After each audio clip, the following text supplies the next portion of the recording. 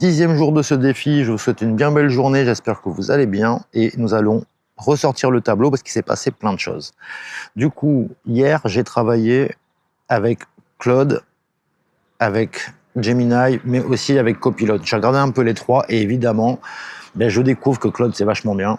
Alors, tout le monde me l'avait dit et tout, mais moi, ce que je voulais, c'était dégrossir le taf avec Gemini. Et ça me permet d'éviter de payer Claude dès le démarrage et tout ça. Et puis, Gemini, c'est plus dans l'état d'esprit du jeu. On va dire, il n'est pas sur le code. Et là, jusque-là, c'était l'état d'esprit du jeu, donc il m'a vachement bien aidé. Mais hier, j'ai sorti Claude. Et Claude m'a aidé à nettoyer le code comme jamais. Du coup, on va ressortir notre petit tableau. Alors, j'espère que vous le voyez bien. Je vais essayer de le mettre comme ça. Et donc, ce tableau, nous avons data validation des 7 CSV et des docs. Donc ça, c'est validé. On va pouvoir mettre une coche. Elle est validée. Donc, les visuels et ennemis, tout ça, on met de côté parce que c'était pas le but. C'est juste pour libérer un peu le cerveau. Mais par contre, donc, on a le CSV Game Modes et CSV Items qui ont été gérés hier. Et tout ça, je l'ai donné à Claude. On a travaillé ensemble. Et on a une validation de Claude. Je vais vous la mettre à l'écran. Mais ça a pris, on va dire, 2 bonnes heures. Aller tout vérifier dans les CSV. Est-ce que tout colle dans l'ensemble. Donc la roadmap qu'on avait avant, elle a été évoluée et maintenant Claude Code a aussi aidé à avoir une meilleure roadmap. Mais globalement, il me demande de m'occuper des placeholders en premier et donc c'est ce que je fais aujourd'hui. L'idée, ça va être aussi de reprendre tous les previews entre guillemets que j'ai eu de Gemini en partant de mes dessins pour refaire tout avec des pixels corrects qui font tous la même taille, qui sont homogènes.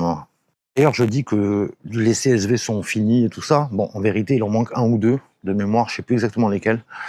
Mais déjà, je crois les trucs du genre options, choix de langue, les choses dans le genre. Donc tout ça, il va falloir que je vois ça avec Claude. Il n'y a pas grand-chose.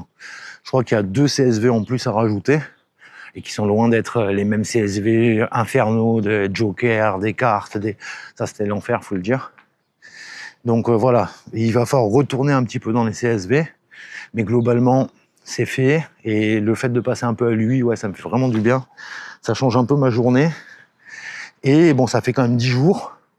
C'est quand même bien que les CSV soient finis au bout de 10 jours. Parce que 10 jours de tableur, je commençais un peu à fatiguer. Hier soir, j'avais vraiment mal au crâne.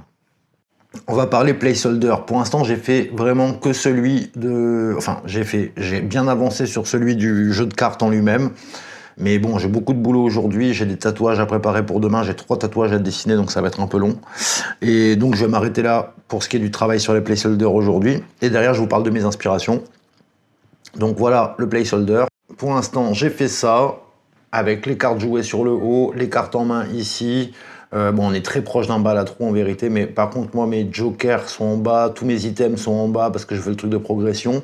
Ici, il va y avoir l'île, globalement, avec 1, 2, 3 personnages. Mais quand on arrive sur la partie en elle-même, hop, ça va zoomer, on va se retrouver qu'avec que les 2 personnages-là. Du coup, il faut que j'arrive à faire une île qui a une proportion de 1, 2 et 3, et qu'en gros, on va dire, il y a 5 fois la largeur pour... je me comprends. Et donc voilà, déjà je pars sur ça pour être sûr de comment je place les choses. J'ai mis des bordures de 40 pixels sur les extérieurs. Voilà, ça me paraît pas trop mal.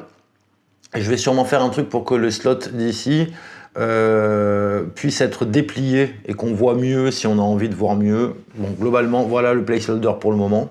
J'aimerais bien finir la majorité des placeholders d'ici demain soir, parce que ça reste que des placeholders, faut pas exagérer non plus, c'est pas le bout du monde à faire.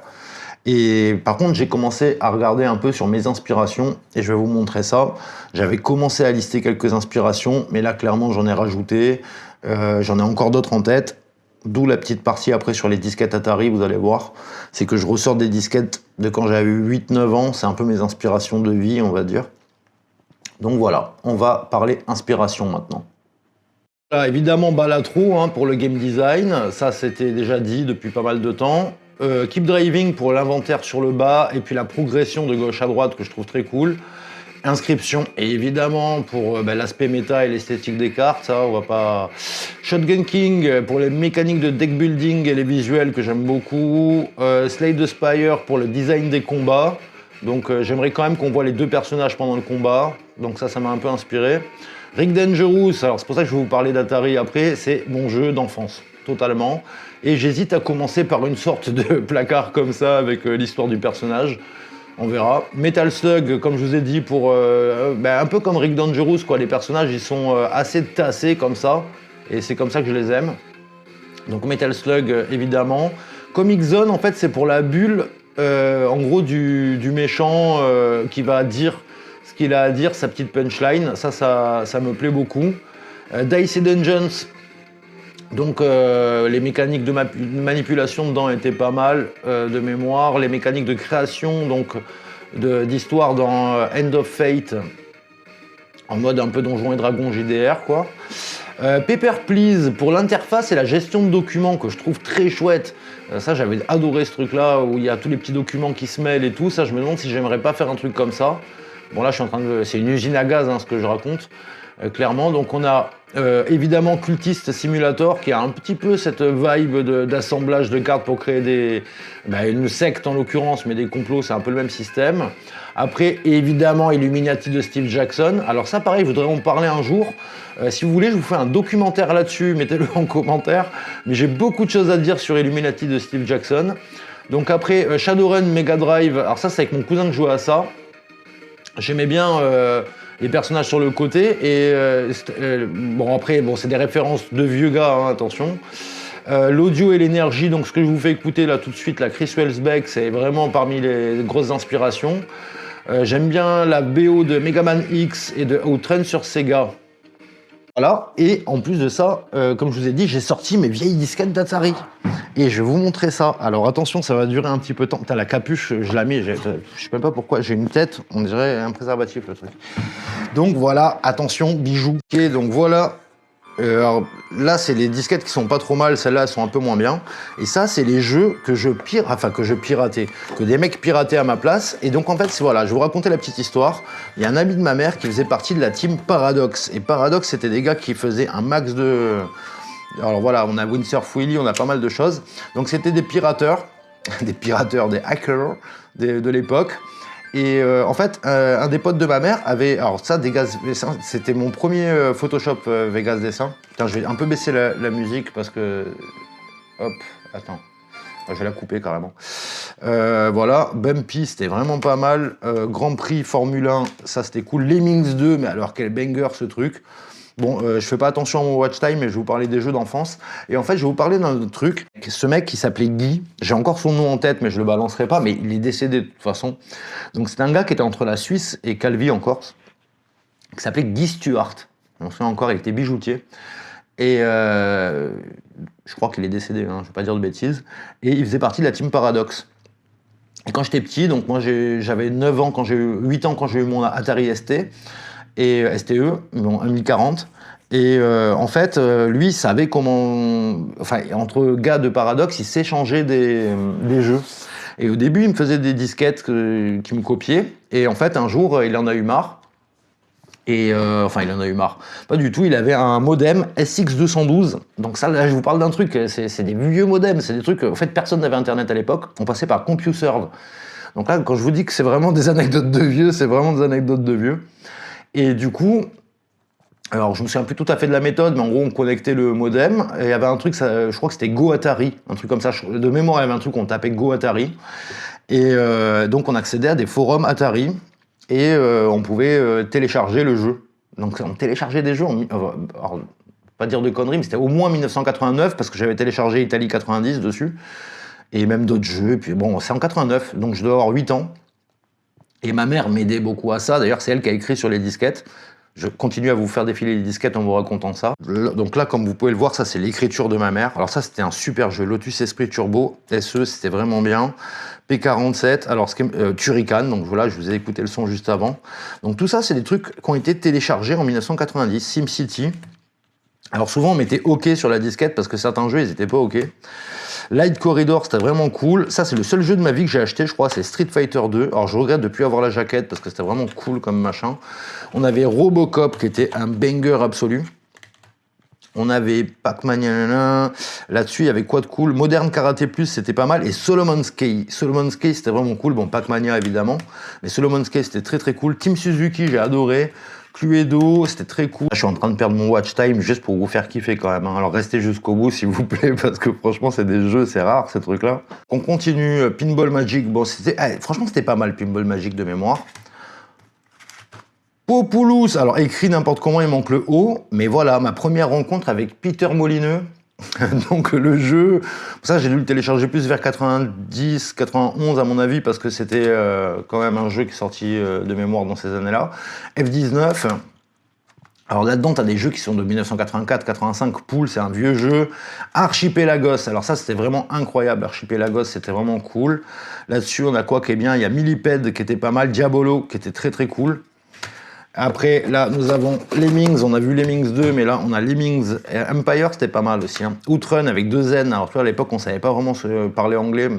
Ma mère... Alors tout ça, c'est l'écriture de ma mère, hein, parce que moi, je pense qu'il y a très peu de fois où j'ai écrit, parce que j'écrivais comme un cochon. Mousetrap, je sais plus, non, 2 S, le problème, c'est ça surtout, qui était un jeu vraiment cool. Mousetrap, c'était très cool. Et un petit platformer très chouette. Rampage, alors ça c'était chouette avec des gros singes et compagnie qui se bagarraient, on cassait des immeubles. Blood Money, je me souviens plus vraiment. Grand Prix F1, alors ça on l'a vu déjà tout à l'heure. Kick-Off, c'était un jeu de foot, mais en fait celui que j'aimais c'était Italie 90, mais je crois que je l'ai plus dans mes disquettes. Pang évidemment, qui était incroyable. Funface, alors ça, tapez Funface, je vais vous mettre ça à l'écran, c'était assez drôle. À la limite, peut-être que je vais vous mettre quelques captures d'écran à l'écran pendant que je vous raconte tout ça. Mais c'était un truc de portrait robot. Avec mes petites sœurs, on s'amusait comme des fous là-dessus à recréer la gueule des gens. Buggy Boy, alors ça, c'est extraordinaire. Franchement, le gameplay, c'était incroyable. C'était vraiment très cool. Mata Hari, c'était très bien. Hard Driving, c'était vraiment pas mal. Rick Dangerous, que j'ai appelé Ricky Dangerous, va savoir pourquoi. Railroad Tycoon, c'est pas Molineux ça aussi? Non, attends. Non, je sais plus. Peut-être que j'ai dit des conneries. Railroad Tycoon. Donald Duck Playground, ça c'était pas mal, mais sans plus, on était loin des niveaux des trucs Master System et compagnie de l'époque. Grand Prix F1 encore, parce que souvent c'était en 4 disquettes. 944 Turbo Cup, donc avec des Porsche. Ça c'était cool, hein. Franchement c'était vraiment pas mal. Great Court 2, ça c'était un truc de tennis. Troubadour, de mémoire oui, Micropost Grand Prix F1. Winter Olympiad, il y avait un truc qui était pas mal dedans, c'était le ski de fond. Donc tu pouvais tirer à la carabine et tout, ça c'était vraiment pas mal. Dynamite Ducks, ça j'aimais beaucoup. Alors pareil, franchement, je vais essayer de mettre des petits screenshots de ce que je vous raconte, parce que même moi, j'ai plus tout à fait souvenir des visuels, mais je sais que c'était des trucs qui pétaient quand même. Jumping Jackson, c'était vraiment bien ça. Hunter, alors voilà, ça c'est incroyable. Hunter, je vais vous mettre carrément un petit morceau de vidéo pour vous montrer à quoi ça ressemble pendant que je parle. C'est un des premiers jeux à faire de la 3D, et puis pas de la 3D, vas-y, on fait n'importe quoi. Donc voilà, la vidéo va s'arrêter là. Pour ceux qui sont encore là, ben merci beaucoup. Vous êtes restés jusque là, écrivez Paradox dans les commentaires pour faire un petit big up à Monsieur Guy Stewart, qui n'est plus de notre monde, mais qui m'a aidé à pirater mes premiers jeux. Et voilà, je vous remercie à tous. Petit like, petit commentaire, petit abonnement au cas où. Et j'espère qu'on va aller plus rapidement dans quelque chose d'intéressant rapidement, qu'on va essayer de passer les caps des CSV, tout ça, et voilà. Bon, j'arrête pour le watch time, vous connaissez, et je vous souhaite à tous une belle journée, et à demain pour des nouvelles aventures. Allez, portez-vous bien.